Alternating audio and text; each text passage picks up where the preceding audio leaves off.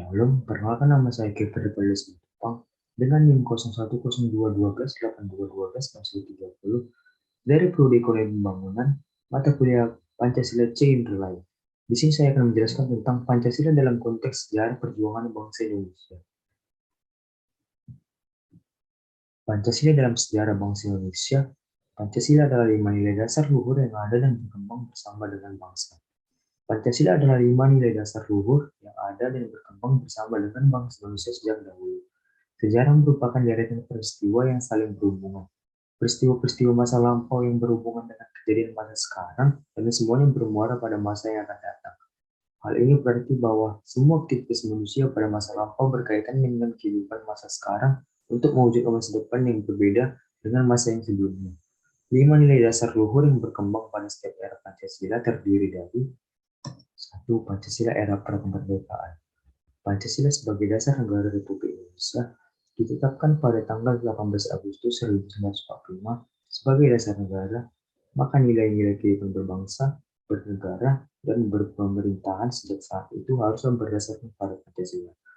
Namun pada kenyataannya, nilai-nilai yang ada dalam Pancasila telah dipraktikkan oleh nenek moyang bangsa Indonesia dan kita praktikkan hingga sekarang.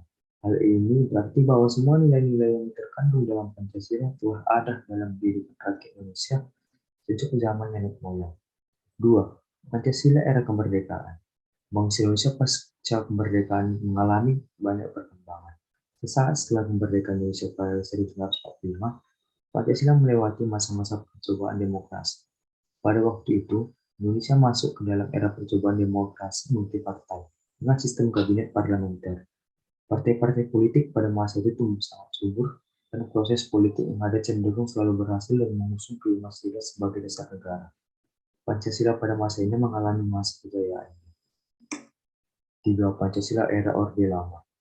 Masa pemerintahan Orde Lama, kehidupan politik dan pemerintah sering terjadi penyimpangan yang dilakukan Presiden dan juga MPRS yang bertentangan dengan Pancasila dan Undang-Undang Dasar 1945.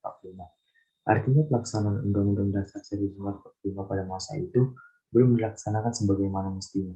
Hal ini terjadi karena penyelenggaraan pemerintahan terpusat pada kekuasaan seorang presiden dan lemahnya kontrol yang seharusnya dilakukan DPR terhadap kebijakan-kebijakan. 4. Pancasila era Orde Baru. Era Orde Baru dalam sejarah Republik ini merupakan masa pemerintahan yang terlama dan bisa juga dikatakan sebagai masa pemerintahan yang paling stabil.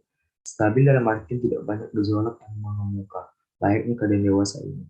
Stabilitas yang diiringi dengan maraknya pembangunan di segala bidang, era pembangunan, era penuh kestabilan, menimbulkan romantisme dari banyak kalangan. 5. Pancasila era reformasi.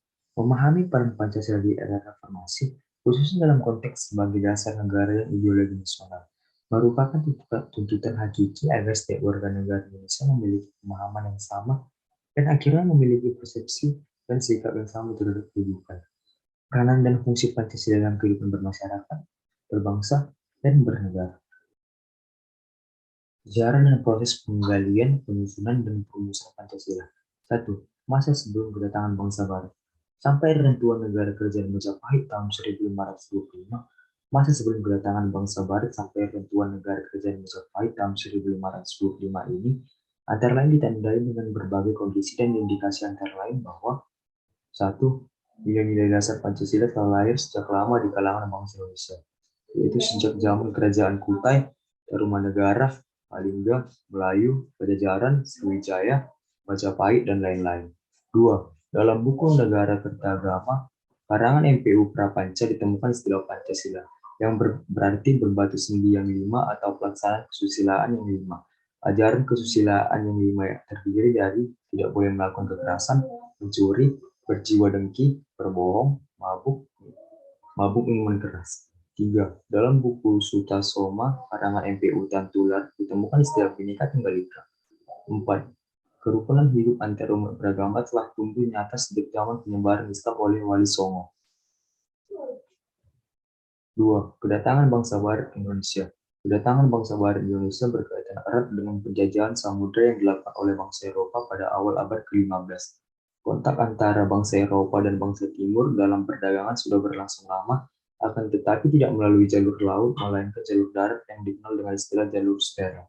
Para pedagang Eropa selain mendapatkan barang-barang dari daerah asalnya, sebagian besar para pedagang mendapatkan barang yang diinginkan di pusat perdagangan saat itu, yakni Konstantinopel. Salah satu barang yang menjadi primadona saat itu adalah rempah-rempah yang digunakan oleh bangsa Eropa sebagai penghangat badan saat musim dingin, bumbu masak, dan juga obat-obatan. 3. Masa perjuangan melawan imperialisme Belanda. Pada masa ini lewat politik kultur sel atau tanam paksa pada tahun 1830 sampai 1970, penderitaan bangsa Indonesia semakin menjadi-jadi, namun akhirnya mulai membangkitkan semangat dan rasa dendam serta memperkuat tekad bangsa Indonesia untuk mewujudkan dan merebut kemerdekaan kedaulatannya. Namun karena belum terorganisir secara nasional, maka perlawanan dapat dipatahkan satu persatu, seperti yang terjadi pada Perang Aceh, Perang Paderi, Perang Batak, Perang Palembang, Perang Maluku, Perang Diponegoro, Perang Bali, Banjarmasin, Lombok, dan lain-lain. 4. Bangkitnya kesadaran nasional menuju cita-cita Indonesia merdeka dalam satu wadah negara kesatuan. Berawal dari kebangkitan nasional 1908. Perkembangan teknologi dunia yang melesat akibat revolusi industri abad 18 sedikit banyak mempengaruhi budaya yang ada di dunia saat itu, termasuk Indonesia. Salah satu pengaruh revolusi industri di Indonesia adalah diberlakukannya tanah paksa sebagai wujud memenuhi kebutuhan bahan baku industri pasar Eropa.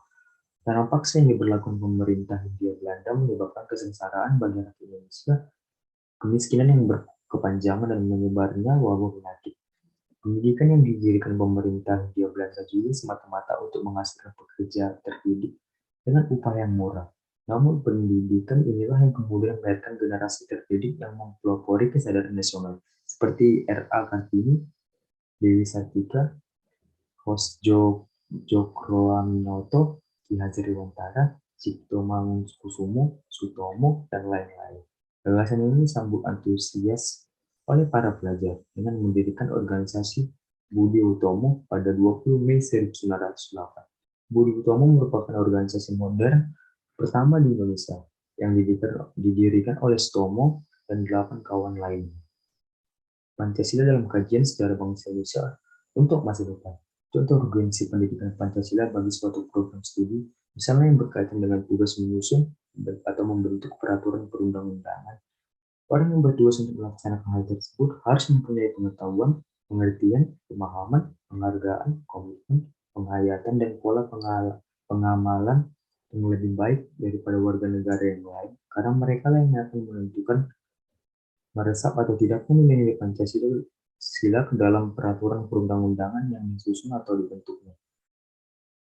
Dalam hal ini, Rianto menyatakan bahwa pendidikan Pancasila di perguruan tinggi merupakan suatu keniscayaan karena mahasiswa sebagai agen perubahan dan intelektual muda yang di masa yang akan datang akan menjadi inti pembangunan dan pemegang estafet kepemimpinan bangsa dalam setiap tingkatan lembaga-lembaga negara, badan-badan negara, lembaga daerah, lembaga infrastruktur politik, lembaga-lembaga bisnis, dan sebagainya.